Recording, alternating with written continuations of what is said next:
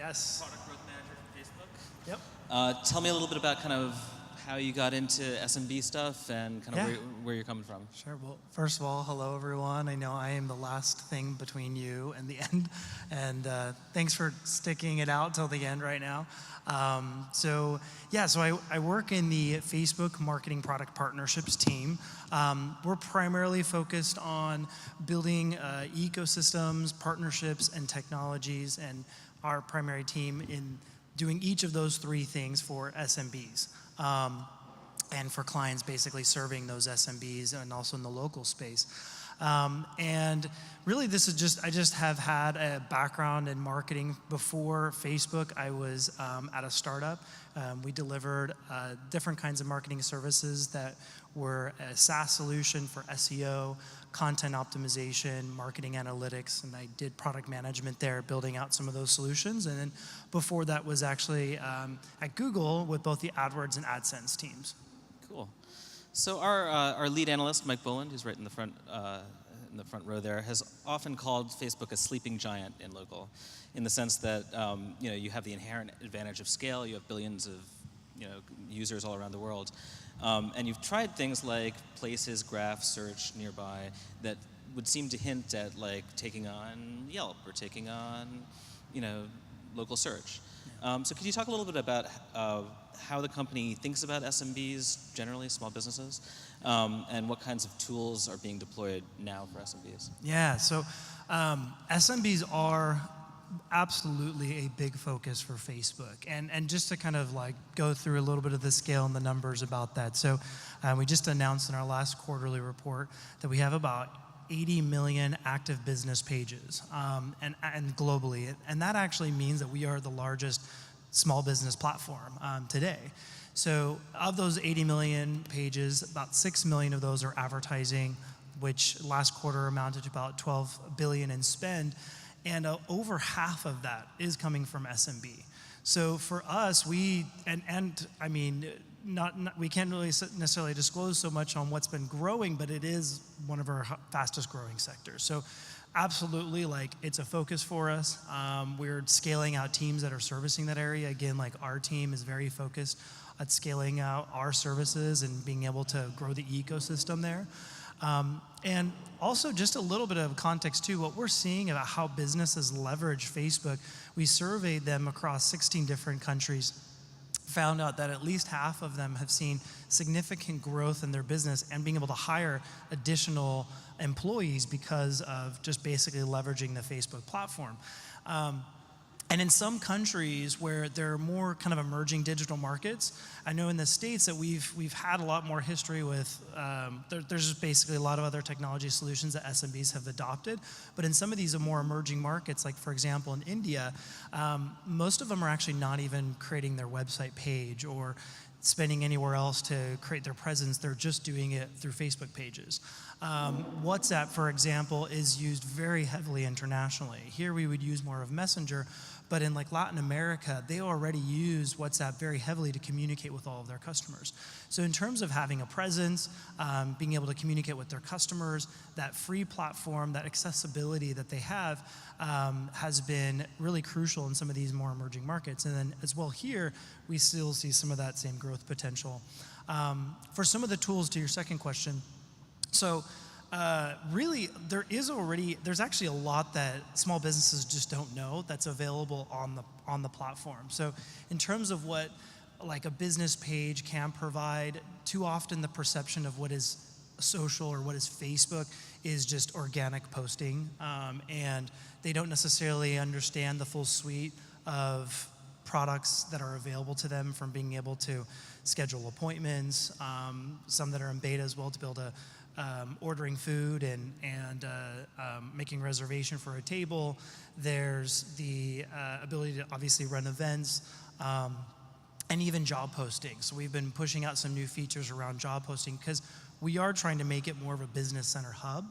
And then with the local app, we've been kind of trying to take more of that information and marry it in a more very localized use case. And primarily that has been more focused on events, music events, I'd say, as a specific niche. And has the way that you think about small businesses changed over time, or particularly the way small businesses should best use the platform? Yeah, that's a good question. So I would say, at least from the product side, right? So what we're doing there on the product side, the perception, like I said, again, with Pages, was that it was more of a place that you could put your business up and get some fans and write some social posts.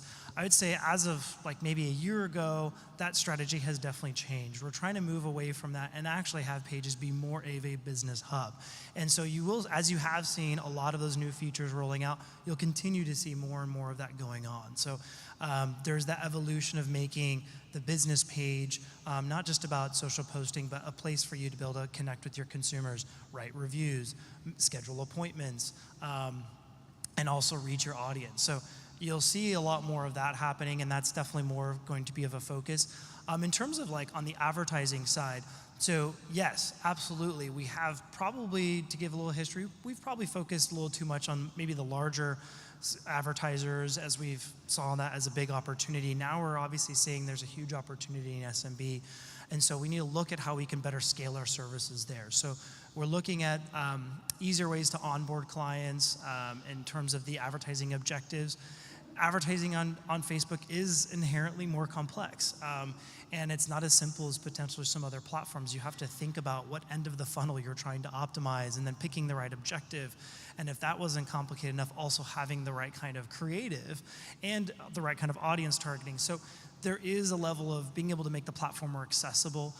Also enabling, we see a big opportunity in enabling like partnerships. So the agencies, technology partners that are taking those components of the platform, simplifying it, repackaging it in a way that makes sense for that specific local business.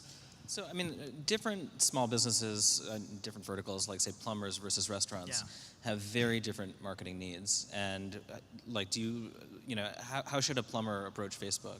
I mean, is that, is it like, do you have a lot of plumbers on? Probably, right? We do. I would say actually for the small business category, we would put like home services and professional services as some of the bigger verticals. I would say probably second to that would be like automotive. We're talking about more like tier 2, tier 3 dealerships and auto services. And I'm probably missing a few more, but those ones kind of are kind of top of mind. Local, just local retail and restaurants we would kind of throw into that as well are some of the bigger ones that I would say. And then there is e-commerce that, I mean, in terms of necessarily local business, not as much, but in terms of small business, we would also put e-commerce as a big part there. But in terms of the different strategy, it does vary. I will say that having the optimal strategy on an advertising side, it is somewhat the same. What I mean by that is like you need to have the right kind of objective. You need to be targeting the right audience and delivering the right message. Now there's some nuance to that.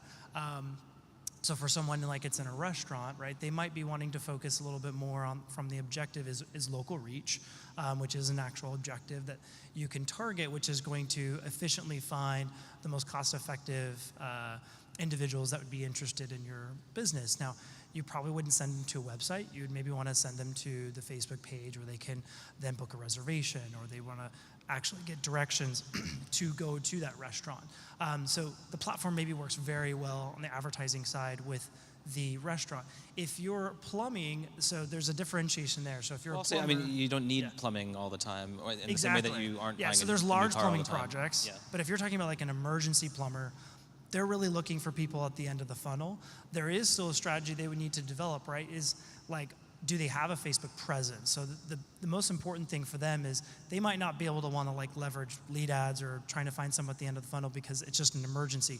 But they should be able to have a Facebook presence. Messaging should be in place because immediately when there is that need and they do search for that business, they can communicate with them immediately via those tools. So on the user side, it's sort of been thought that Facebook could marry user sentiment and recommendations with elements of local search.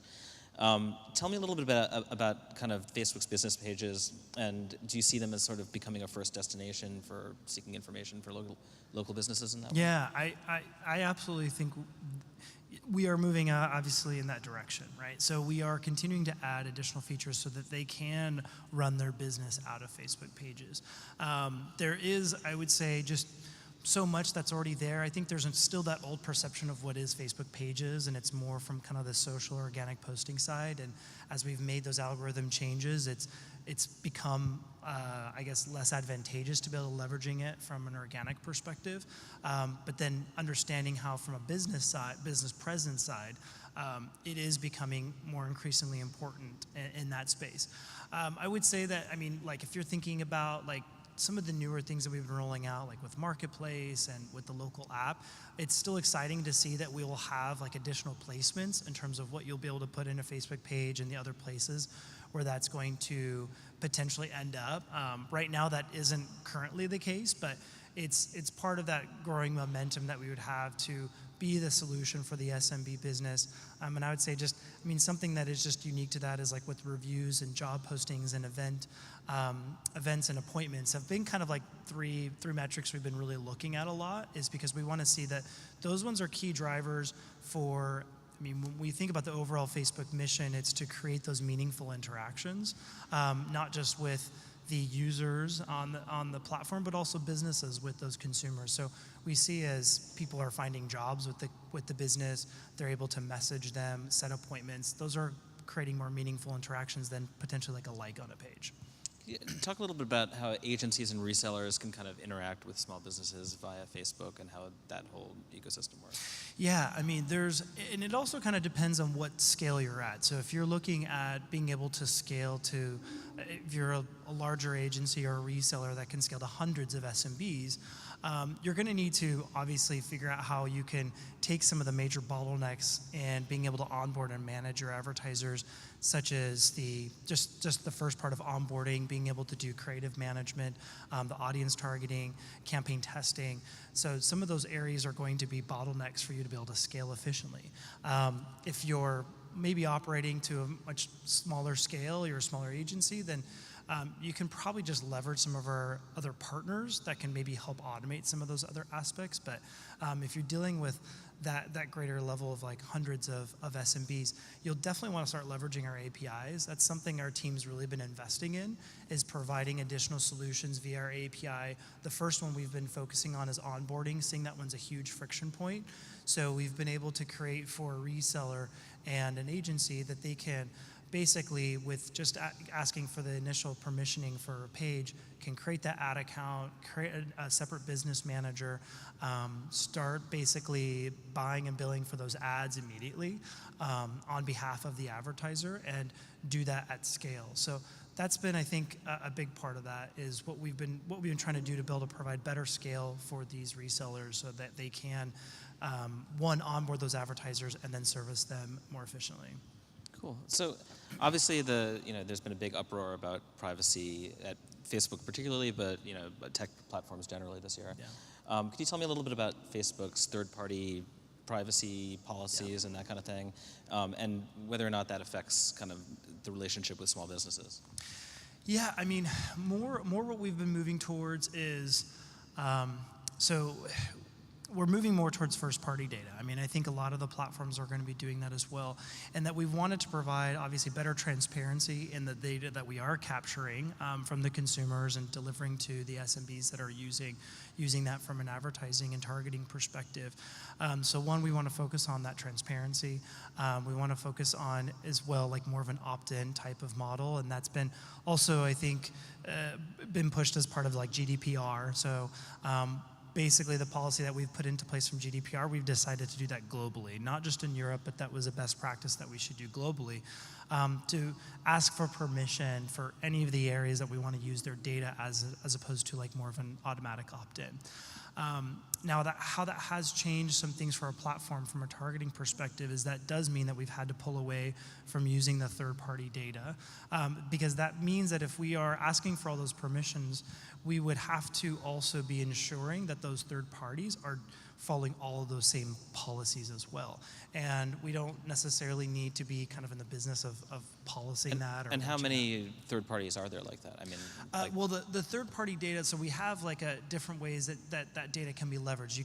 There was partner categories that existed as a targeting option using something like Experian or some of the other third-party providers out there. So they are taking that data, putting that in automatically so that a advertiser could target that. For example, like someone that has a household income of over 100,000, for example, and then we would get that data from Experian to be able to populate those categories. So essentially, we're pulling back from being able to provide those categories. It doesn't mean that you can't still use that data. It does mean, though, that there will be some, I guess for SMB, there will be some friction if they want to be able to leverage that kind of targeting and data. They will need to actually work with an Experian or a third party and make sure that they have gained the proper rights and usage of that data to then put that into their like custom audience targeting. But that's the SMB's responsibility to go off to Experian and do that on their own? Yeah, so they would need to be responsible making sure that they have of all the data that they're providing as part of their targeting, and this would be obviously more for like a custom audience type or if you're creating a lookalike audience, they would need to make sure they have the proper rights and access to that data. How can you make sure that you have the right, I mean, like say like a list of email addresses or something like that, how do you know that, and ensure that you have a right as an SMB to use it? Yeah, I mean, we are definitely putting into place like good audits and checks to ensure that there isn't any abuse of data. I mean, again, that's kind of a part of like what happened with Cambridge Analytica. We've done a full audit of some of our other partners to ensure that the data that is being provided is they've gained the proper rights for that information. But again, I think kind of from at least our policy or standpoint is we don't want to be essentially, at least from the third-party data that we were providing, since we are trying to make sure that everything is from the from the consumer standpoint, that they have completely opted in for what data they are willing to share. Now, if basically the advertisers wanting to collect data from other than our platform, then they need to be able to facilitate that transaction separately. That isn't something that we're going to facilitate for them on our platform. Interesting. So we just have about 3 minutes left, and I wanted to throw it to the audience if anybody has one or two questions for Facebook.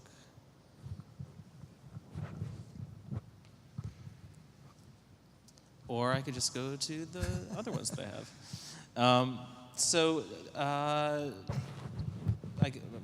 All right. So should agencies and resellers like either build or buy, the solution that they are using for you? Yeah. So I mean, we've seen a bit of both actually in the space. So initially, we've always advised like resellers and agencies. On the most part, their core competencies aren't technology, right? They are the go-to-market strategy. They're acquiring that small business. They're working with them at building a easy platform to scale.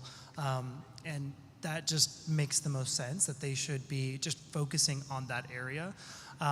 If they have a technology component, so the partners that we've seen have decided to kind of build their own API integrations, build their own platform, they had that talent and resources to do that. That was something that they provided. Maybe they were still a full service type of platform, but they provided a certain amount of like CRM and dashboards that the SMB could easily leverage and use across channels. So that was really a core component to their offering. They had that technical expertise, and so they built out those capabilities and actually did it effectively. Where we've seen that fail is where maybe like a reseller agency doesn't have that core competency, but they want to be able to build onto our platform in order to potentially like just mitigate cost on their margin. The really big downside to that is there can continue going to be kind of spinning their wheels. We just see that the development time frame is way too long. They lose a lot of business in that time. They're still not scaling. And so they really should just be leveraging a technology partner or enabler to be able to help them on that part, who can stay on top of everything that's changing on our platform, can provide that value-added service of a really easy ability to onboard a client, to be able to do that measurement support, to do the media buying. So in those cases where that's just not a core competency for your business, we'd highly encourage them to be using a marketing partner or technology provider in that case. Cool. So we're pretty much out of time. Thank you so much. Thank you. Yeah. Please give them a round of applause.